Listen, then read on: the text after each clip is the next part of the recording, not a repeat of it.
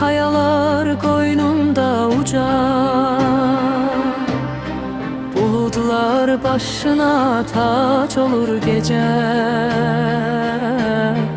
Əzəmət rəmzidir ellərə yurda, kəpəz dayanıbdır bu qarla burada. Əsrlər keçsə də əyilməz vüqar, sinəsində yatır neçə xatirə var. Göy göl ayna tək baxır üzünə,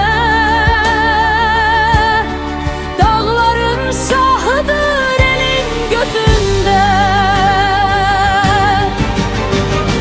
Küləklər nəğmə tək dolaşır başda,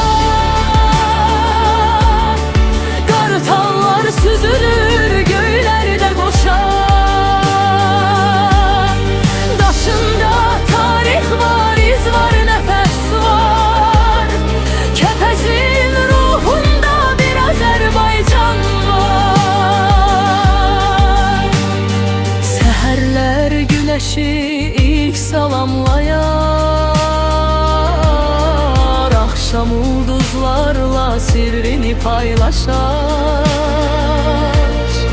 Möhtəşəm duruşun ilhamdı bizə, ey ulu kəpəzim eşq olsun sənə.